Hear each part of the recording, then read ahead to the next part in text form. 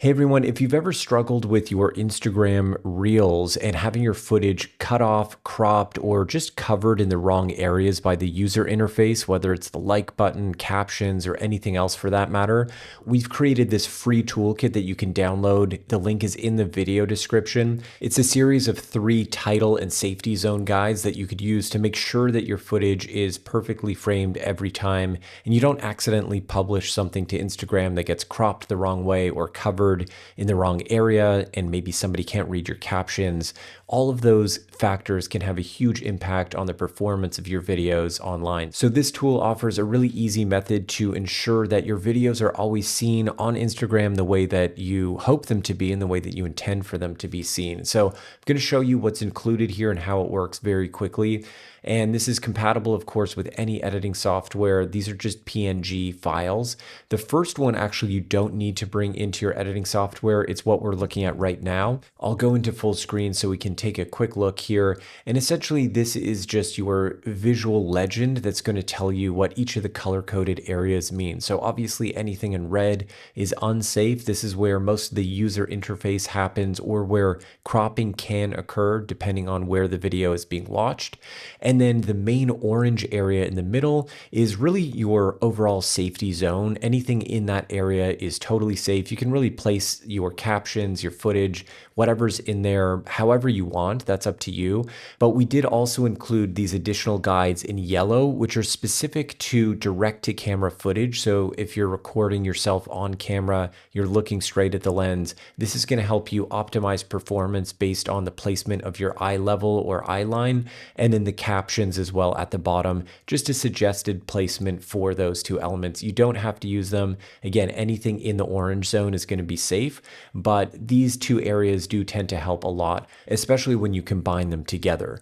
So let's take a look at how the actual files will work here, and we'll start with the first one. This is just the standard title and video safety guide. So this is what you're going to want to use on almost all of your Reels unless they are talking head videos. And in this case, you can just take it. I'm going to drag it on top of this footage we have here. And you can see right now, this still actually is framed pretty well. So we wouldn't necessarily need to adjust anything framing wise on this particular image. However, if we were going to, let's say, add captions to this, we would want to make sure that the captions fall within this safety zone as well and not overlapping into the red area at all. Alternatively, let's say this is meant to be a talking head video, we might frame it a little bit differently and use this other alternate file. This is the second overlay here that you can drop into your editing software.